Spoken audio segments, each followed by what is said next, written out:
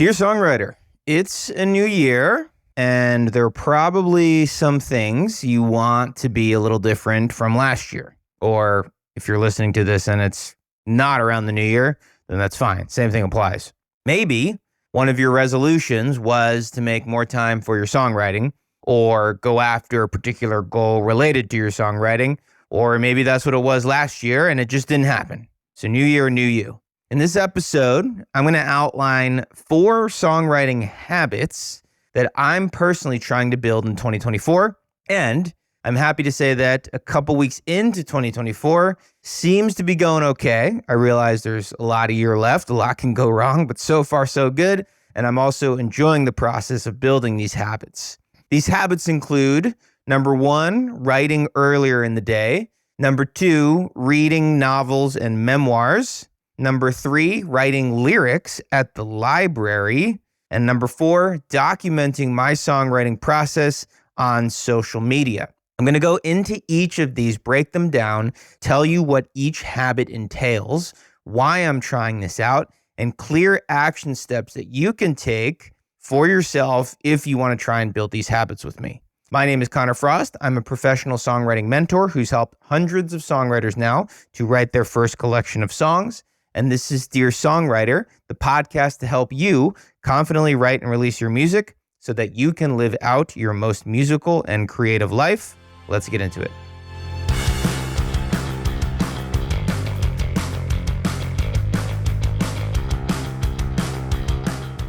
Okay, welcome to the show. Good to be here. So yeah, it's been a good start of the year for me. And a big reason for that is I've been successfully implementing certain habits. Now, again, I recognize only a couple weeks in, and it's all about that sustained consistency.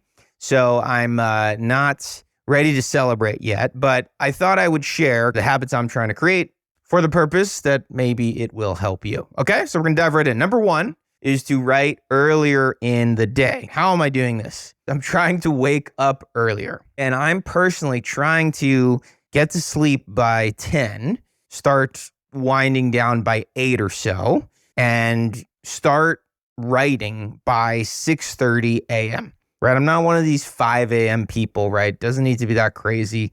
These gurus telling you to wake up at 4:30. I'm aiming for 6:30. I would say my success rate has probably been like 50%, which is better than it's been in the past, but that is how I'm trying to do that. Okay, what about the why? Why am I trying to do this? So I'm trying to do this because I feel like I have a clearer head in the morning. Also, the nature of what I do as a songwriting coach, once 10 a.m. Eastern rolls around, sometimes even earlier than that, I start getting messages from my clients. I start getting messages from my team members, all of whom I absolutely adore. I start getting messages from people who are interested in working with me, random collaborations that I have, right? Basically, things start to really kick into gear, typically like 9 a.m. or 10 a.m., right? So the idea is to get up a little bit earlier so that I have this period where I can really dig into some super meaningful work.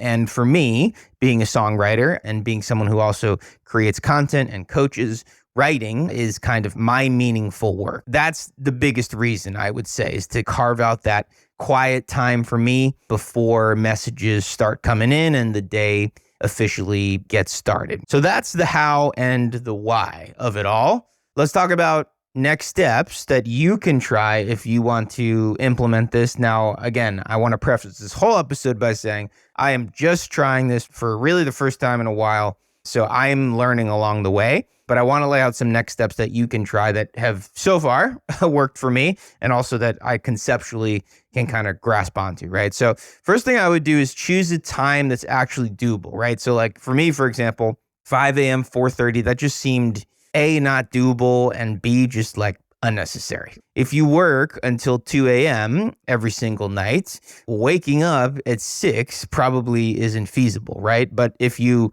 start work at 4, typically, for example, if you're in the restaurant business or in food service, whatever it might be, think about, okay, what is the time that I can wake up, even if it's 30 minutes before I typically do, even if it's an hour before I typically do, what is the time that you can wake up that is reasonable and that makes sense. And then I would try to commit to that for 2 weeks, right? And that's what I'm in the middle of. I have not been successful every single day, I'll be honest, in these going to sleep times and these waking up times. But just the fact that I'm trying means that my success rate is higher than if I didn't have that intention behind it at all. Go into the idea of like, okay, you're not going to nail it every single night, especially if this is something that's challenging for you like it is for me. But if you look at it through that lens, it'll probably be a lot easier, and also you won't get as discouraged. That's how you can try this. Those are some next steps you can take. Okay, the number 2 habit that I am trying to create in 2024 is reading novels and memoirs. How am I doing this? It's a combination of reading actual books, right? And then listening to books. If you have Audible or if your library has a catalog where you can listen to books, that can be great. For me, I travel to New York fairly often, right? Not a crazy amount, but fairly often. And from Vermont to New York, that's anywhere between a 5 to 6 hour drive, depending on where I'm going. To be able to use that time to consume a book through listening can be really cool, can be really helpful, right? And then also reading. And what I've been doing is, depending on the timing of when this is all happening, I've been getting the audio version as well as the actual book version of the book and going back and forth when it makes sense to. So that's how I'm doing it. Why am I doing this? I'm doing this because when I reflect upon the last decade or more with songwriting and everything I've done with songwriting, I feel like I've gotten inspiration from a lot of different places and a lot of different forms of art. So when I was shooting music videos out in LA, I got super inspired by the artists that I was working with there, the film people I was working with there, graphic designers that I've worked with, been super inspired by them. So I'm just someone who gets inspiration from other forms of art because I think art is the greatest thing, right? Whether it's songwriting or whatever, just art in general. So that's one reason. The other reason, the why of it all, is that from a personal standpoint, I would also like to write a book someday, right? I've had this coaching business for some time, and the thought of being able to distill my teachings into a book one day is something that is super inspiring for me. And it's definitely something that is on my bucket list and on my to-do list. And then the third reason, which arguably is the reason that is most tied to songwriting itself, is because I think we can learn a lot from novelists and memoirists. Because in memoirs, as well as novels, and I guess books in general, but like specifically I'm talking about those 2 types of styles of writing, there's a lot of use of imagery, analogy, simile, and motif. All things that we use. Now, granted, it's a very different thing when you have a book, which is 300 or more pages, depending on the book, sometimes less, versus 2 to 5 minute song.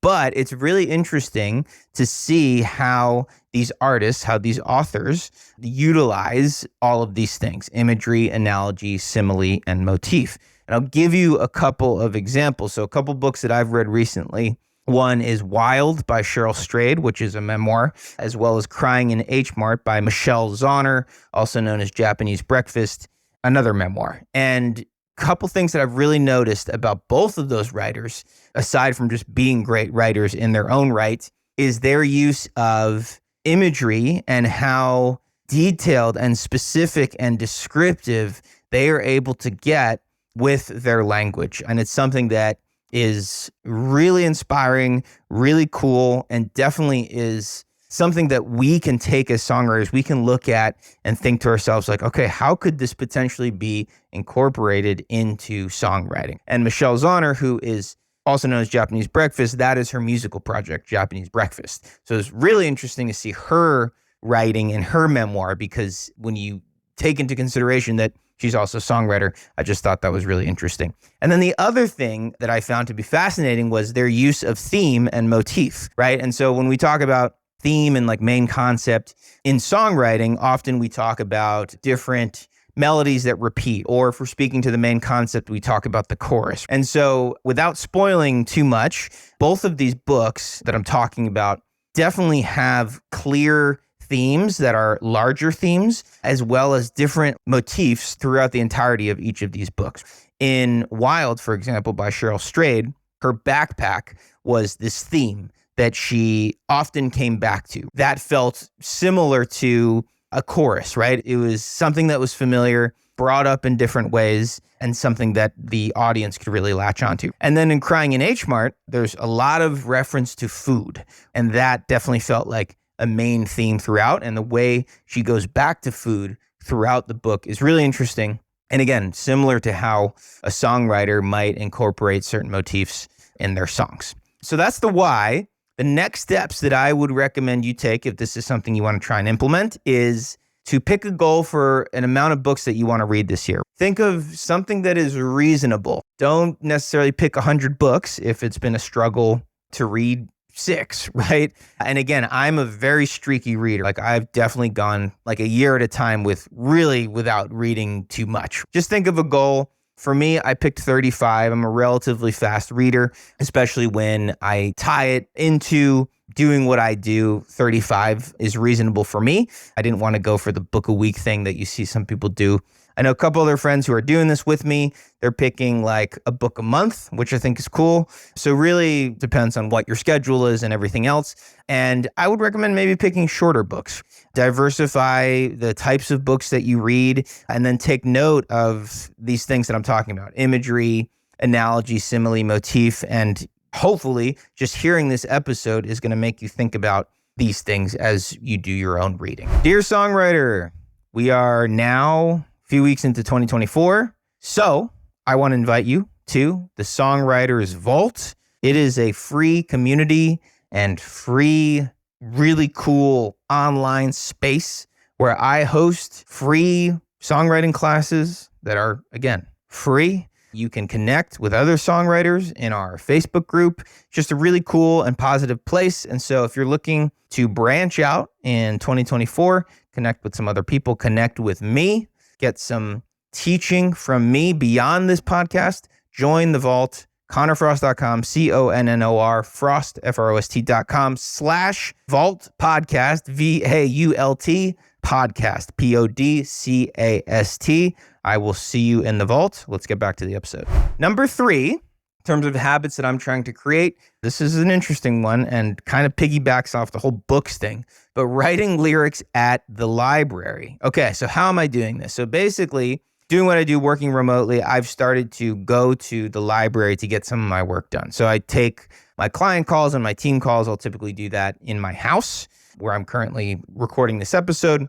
But anytime I need to do some writing or content creation or songwriting or messaging, whatever it might be, I can go to the library and I can do that there. So I've been finding 30 minutes out of my time at the library to work on lyrics and specifically putting pencil to paper, right? I can also type, and there are times where I do type, especially if I've like finalized something or think that I finalized something, I'll put it into Google Docs, but that's essentially how I'll do it. I'll pick 30 minutes out of the time that I'm already at the library.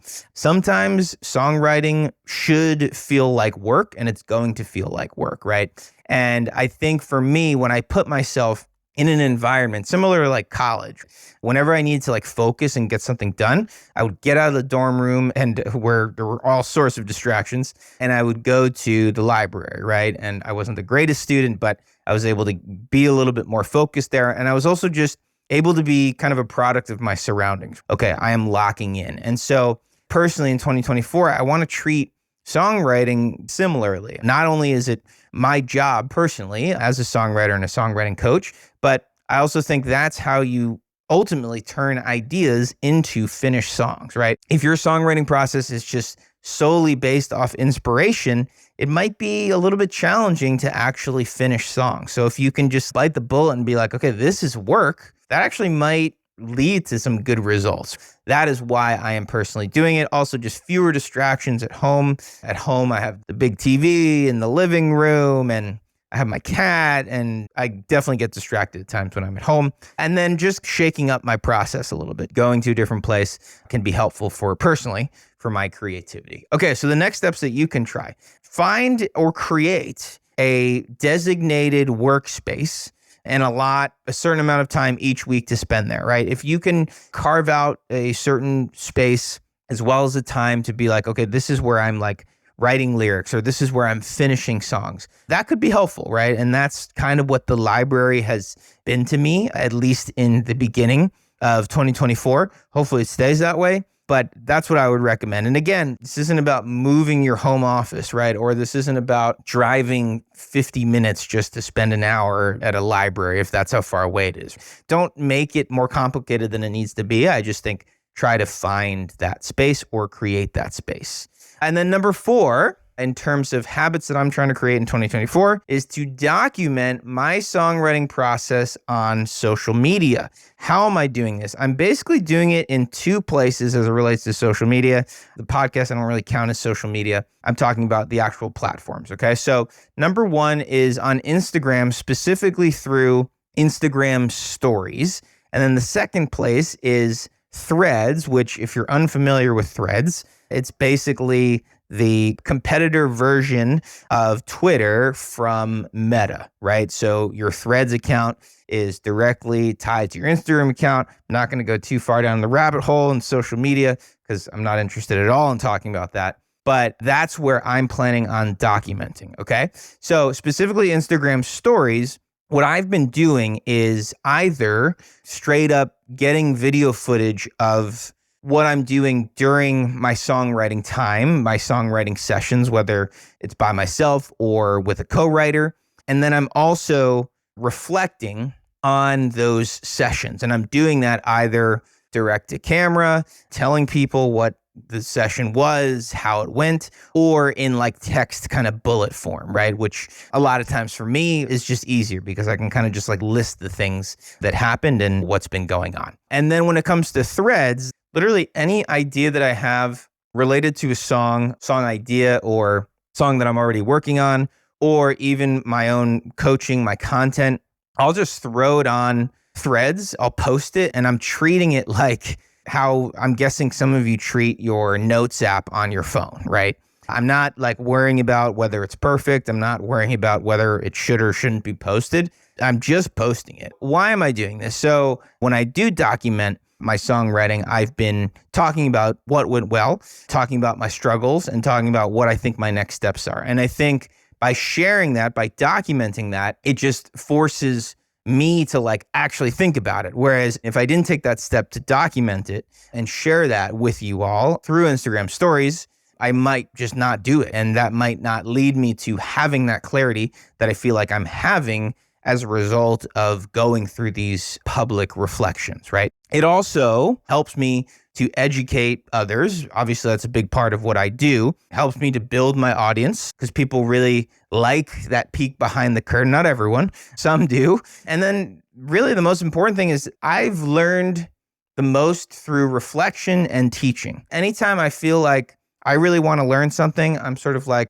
I feel like I need to get to a point where I can teach it. And then once I'm able to teach it, then I've really learned it. Maybe that's just more natural to me because I've been a teacher for a long time, but that's just always how I felt, is that I've learned a lot through reflection as well as teaching. Some next steps, if this is something that you want to try, I would just start posting. I wouldn't overthink it. Post demos to SoundCloud, start posting your Instagram stories, direct to camera stuff, tell people about what's been going on. Get vulnerable, tell people about your struggles, start posting lyric ideas to Threads or Twitter or X or whatever it's called, and just stop worrying about people stealing your ideas. And I get it, and I'm not trying to be mean, but it's like if you have the opportunity to impact people through your documentation, through sharing, and then you yourself can get a lot out of it, it's worth whatever risk you're feeling like there is to put your ideas out there, right? We live in a very different world now.